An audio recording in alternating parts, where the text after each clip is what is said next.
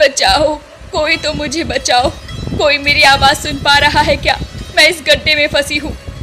अरे, ये आवाज तो यहीं कहीं आसपास से आ रही है। लगता है कोई मुसीबत में है। भास्कर अब इधर उधर अपनी नजरें दौड़ाने लगता है। तभी उसकी नजर पास के गड्ढे में पड़ती है, जहाँ एक बूढ़ी औरत फंसी हुई थी। भास्कर अपनी पत्नी अन्नपूर्णा और 12 साल की बेटी दिव्या के साथ रहा करता था।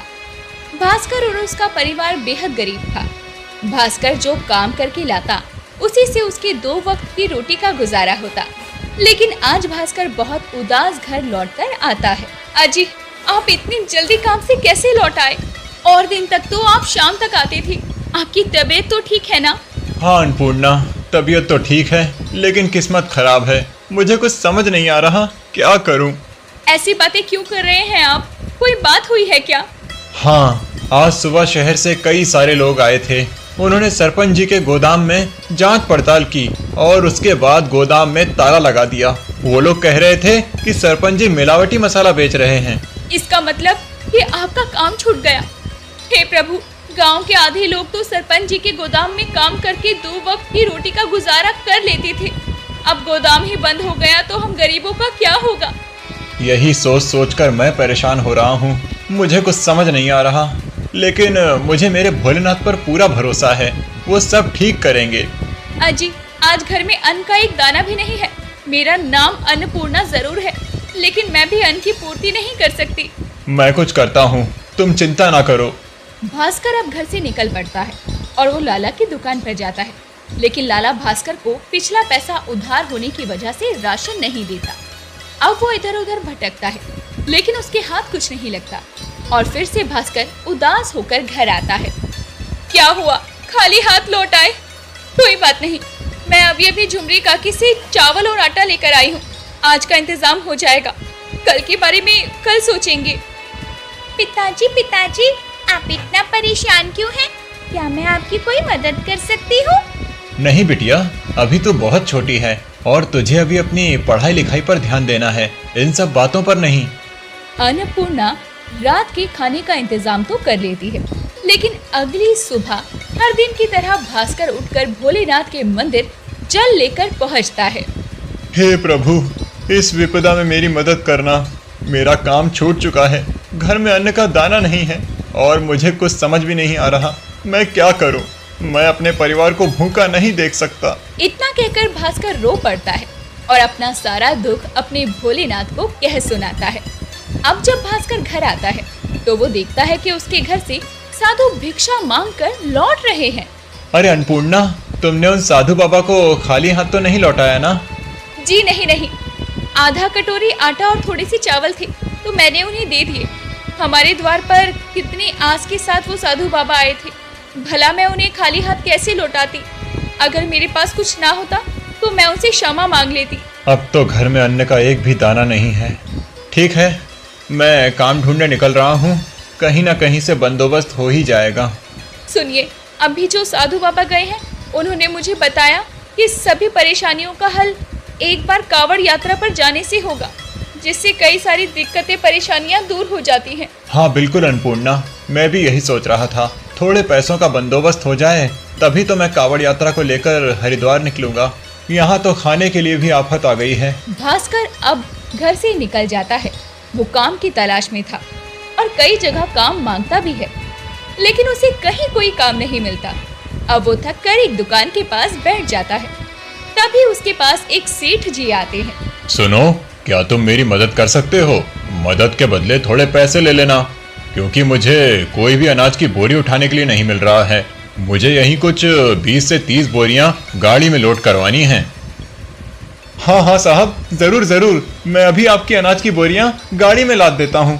इतना कहकर भास्कर गाड़ी में बोरियां लादने लगता है। कुछ ही समय में अनाज की बोरियों को वो गाड़ी में लाद देता है। सेठ भी खुशी से भास्कर को 500 रुपए देते हैं, जिसे देखकर भास्कर खुद से कहता है, चलो आज के खाने का बंदोबस्त तो हो गया और साथ में हरिद्वार जाने का भी बंदोबस्त। क्या तुम हरिद्वार जा रहे हो?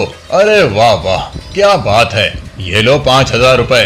इन पैसों का तुम गंगा मैया को प्रसाद चढ़ा देना और जो बचे वो अपने पास रख लेना।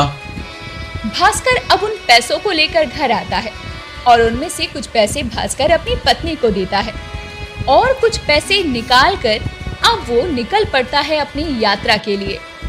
रास्ते में भास्कर कई जगह आराम करता हुआ हरिद्वार पहुंचता है और गंगा जी को प्रसाद चढ़ाकर गंगा जल लेकर भोलेनाथ पर जल चढ़ाते हुए उनसे कहता है, हे प्रभु, अब तक आपने ही हमेशा मेरी मदद की है, आगे भी आप मेरा साथ देते रहिएगा। आज मैं यहाँ बस आपकी वजह से आया हूँ, वरना कल तो मैंने सोचा भी नहीं था कि मैं आपको जल चढ़ाने इतनी दूर आ पाऊंगा। अपने इस गरीब कांवड़िया भक्त के हाथों से जल स्वीकार करें प्रभु, जल स्वीकार करें। अब भास्कर जल चढ़ाकर घर की तरफ लौट रहा होता है। वो थका हुआ था और एक पेड़ के नीचे अपनी कावड़ टहनी पर टांग कर बैठ जाता है। तभी उसके कानों में एक आवाज आती है, बचाओ, कोई तो मुझे बचाओ, कोई मेरी आवाज सुन पा रहा है क्या? मैं इस गड्ढे में फंसी हूँ। अरे, ये आवाज तो यहीं कहीं आसपास से आ रही है, लगता है कोई मुसीबत में है। भास्कर अब इधर उधर अपनी नजरें दौड़ाने लगता है। तभी उसकी नजर पास के गड्ढे में पड़ती है, जहाँ एक बूढ़ी औरत फंसी हुई थी। अरे अम्मा, इतनी सुनसान जगह पर आप क्या कर रही हैं? पहले आप इस गड्ढे से बाहर आइए। बेटा, तुम्हारा बहुत बहुत शुक्रिया जो तुमने मेरी मदद की। कब से मैं इस गड्ढे में फंसी हुई हूँ। मैं तो इस जंगल से लकड़ियाँ लेने गई थी और गड्ढे में गिर गई। कोई बात नहीं, बताइए आपका घर कहाँ है, मैं आपको आपके घर तक पहुँचा देता हूँ। मेरा कोई ठिकाना नहीं है, मेरा कोई घर बार नहीं। मैं जहाँ ठहर जाऊँ वही मेरा घर और ठिकाना हो जाता है। तुमने मेरी मदद की, इसके लिए तुम्हारा बहुत बहुत शुक्रिया बेटा। ये लो, ये भोलेनाथ का प्रसाद है।